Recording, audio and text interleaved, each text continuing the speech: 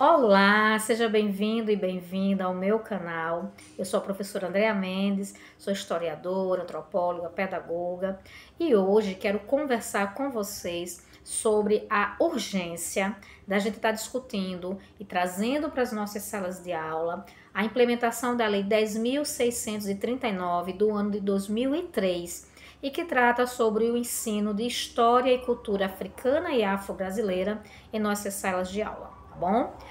Para quem chegou agora, peço que se inscreva em meu canal. Também deixe uma curtida no final, né, desse vídeo para fortalecer o nosso trabalho e mostrar para mais pessoas que essa discussão ela é relevante sim.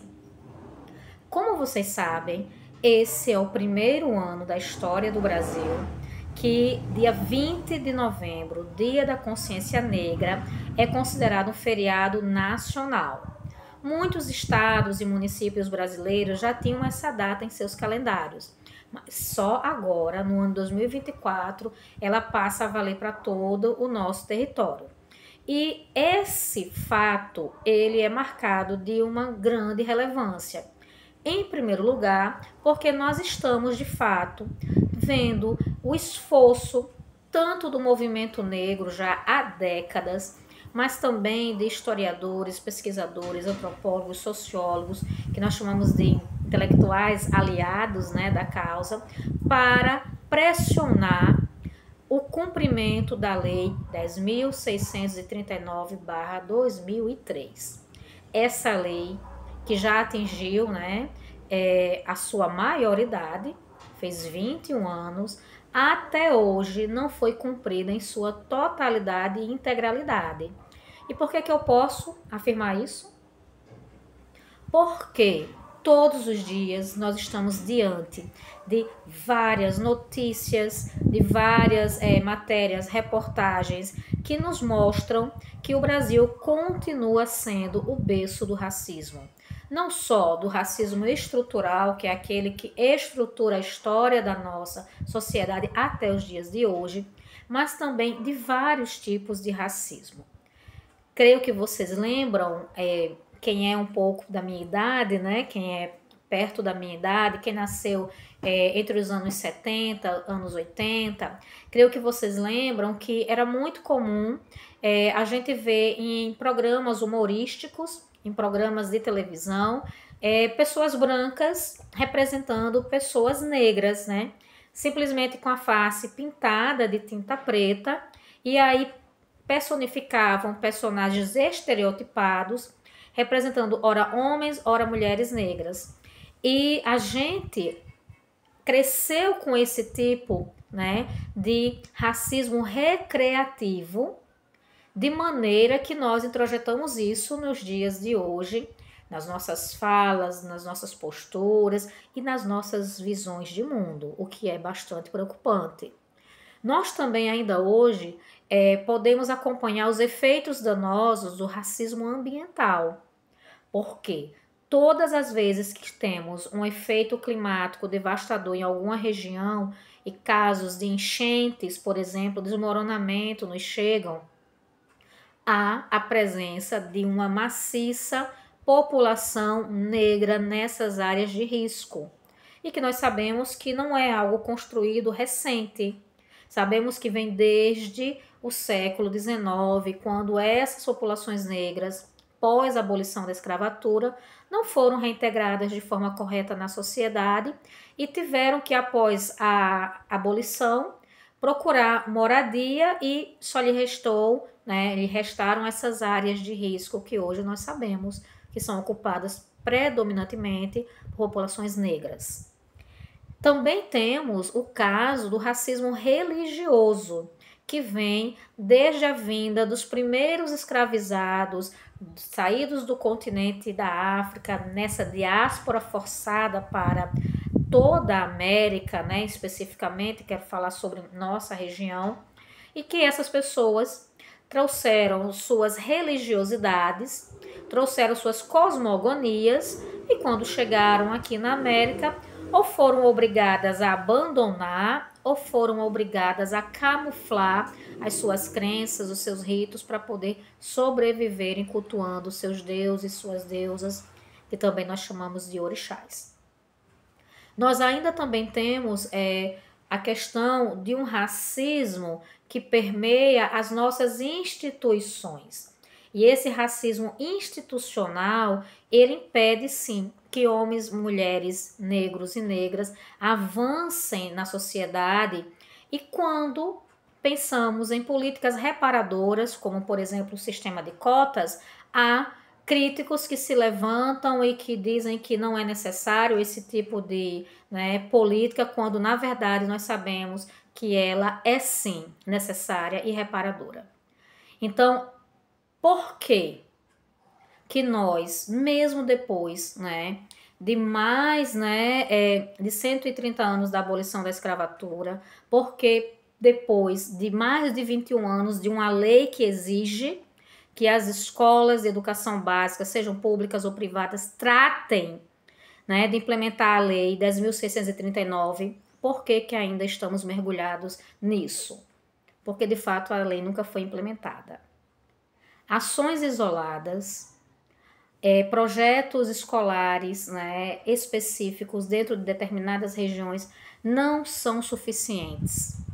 Nós sabemos que a escola, ela reflete a realidade e que infelizmente ela também é sua reprodutora, Nós sabemos que essa é uma fala inclusive de Pierre Bourdieu. Porém, é necessário que a escola, ela também faça um outro movimento, que é o movimento de educar as novas gerações para que tenhamos, nas gerações seguintes, uma mudança de fato sobre essa questão da conscientização, da importância, da relevância cultural, histórica, política, econômica e religiosa dos povos negros e também de como eles construíram essa sociedade. Quando me perguntam o que eu acho do 20 de novembro, eu acho que o 20 de novembro ele é essencial para a gente parar para fazer essas reflexões, mas para a gente também fazer planejamentos, para a gente repensar o que não fizemos ou o que fizemos e deu certo e nos programarmos para fazer mais e melhor, dentro das nossas salas de aula, dentro das nossas secretarias municipais de educação ou secretarias estaduais de educação.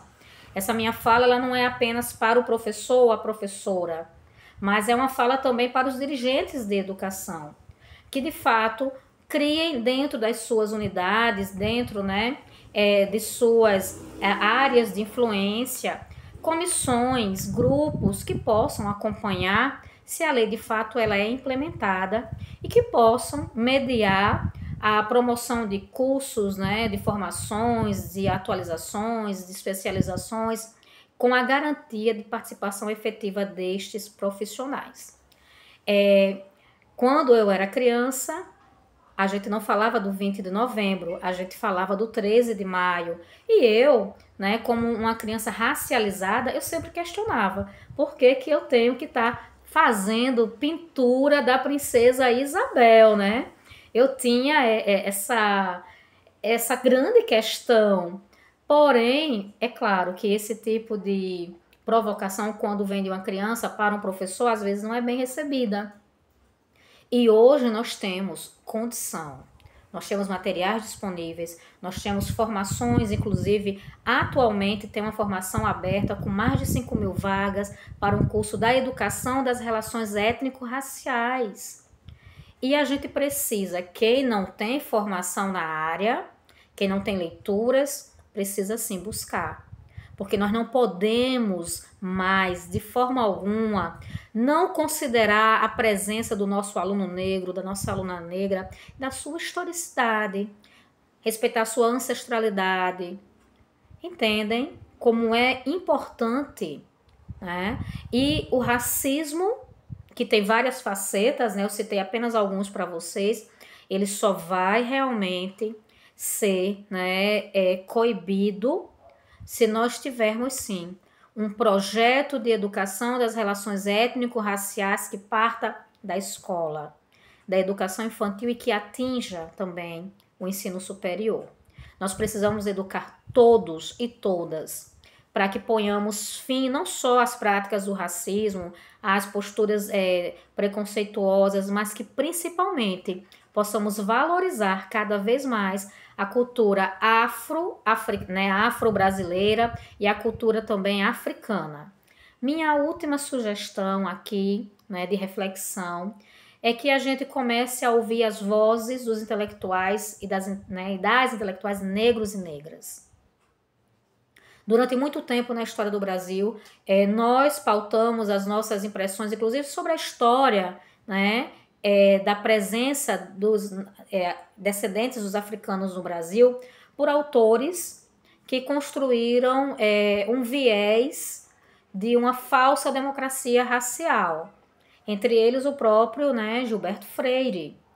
E nós devemos abrir mão dessas narrativas e buscar, sim, pesquisadores, pesquisadoras, intelectuais, escritores, buscarmos ouvir o que os negros têm a dizer, o que as negras têm a dizer sobre sua história, sua cultura, sua ancestralidade e sua religião, tá bom? Então, muito obrigada por ter ficado até aqui. Espero que quem não tenha ao longo do ano feito esse trabalho consistente e insistente, né, em suas turmas, que busque, a partir desse 20 de novembro, já planejar sua prática para o ano que vem e para os vindouros, preocupado em implementar a lei e de fazer realmente a mudança que a sociedade espera. Muito obrigada pela presença de vocês. Compartilhe esse vídeo com quem você acha que precisa refletir sobre essas questões e até logo. Tchau, tchau.